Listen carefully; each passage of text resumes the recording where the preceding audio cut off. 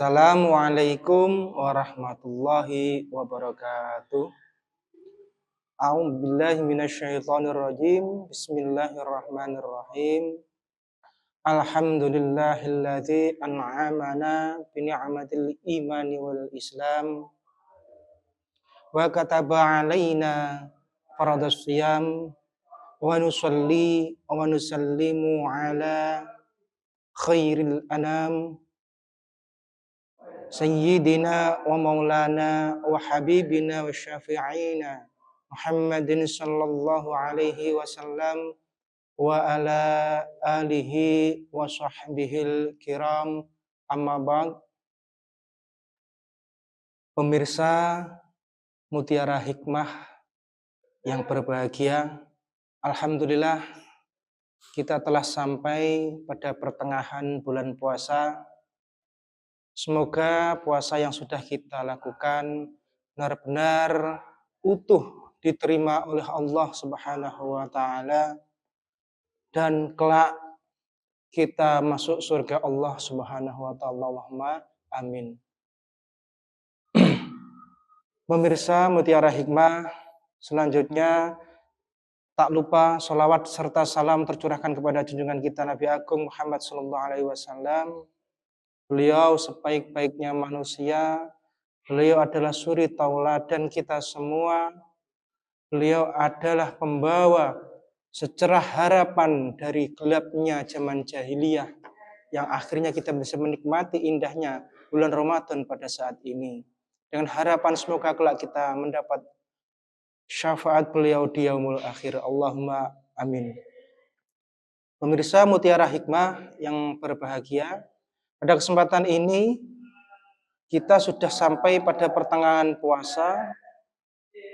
Sebentar lagi kita akan menghadapi satu peristiwa yang sangat penting di bulan Ramadan.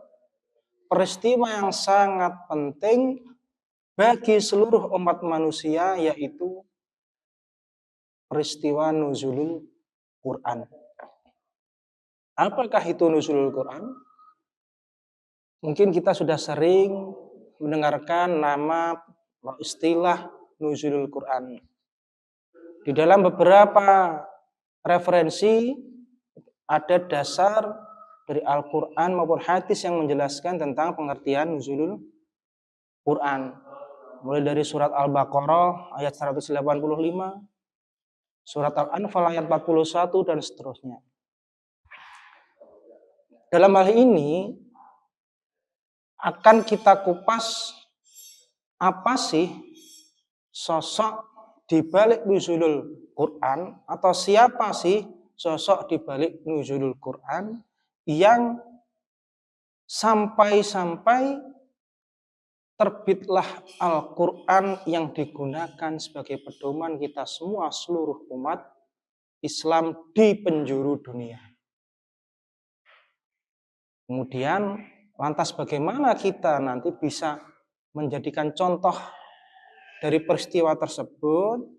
Apa yang harus kita jadikan contoh dari peristiwa tersebut untuk nanti dijadikan muhasabah kita khususnya di bulan Ramadan ini.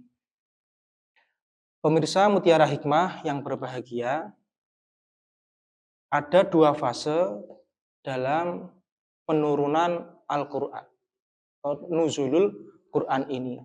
Fase pertama, dari awal Allah menurunkan dari Lauhul Mahfuz sampai ke langit dunia, atau biasa disebut dengan istilah Baitul Izzah.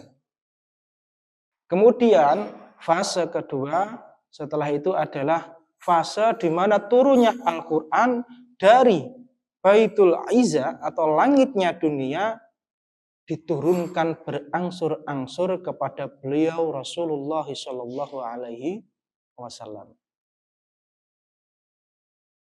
Itu dari fase segi penurunannya.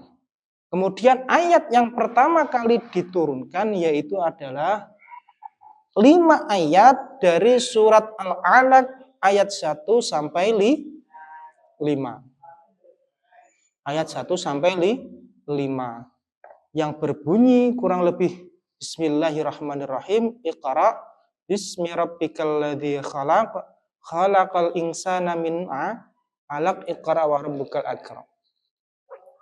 Yang dapat kita petik dari peristiwa pertama turunnya ayat tersebut ketika beliau Rasulullah itu uzlah berada di Gua Hira, menyepi, menyendiri.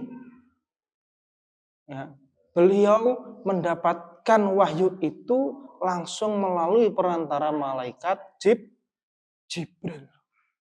Beliau datang menghampiri malaikat Jibril.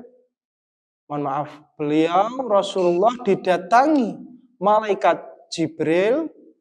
Beliau langsung didekap dan beliau diutus untuk Iqra, untuk disuruh membaca.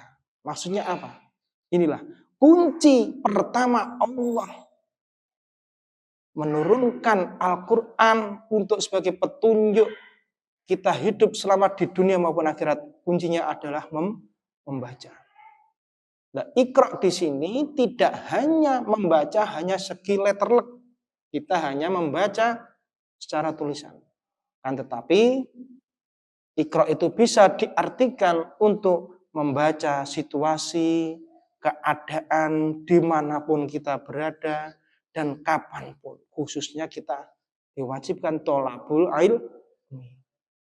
Kita sering mendengar membaca adalah jendela dunia.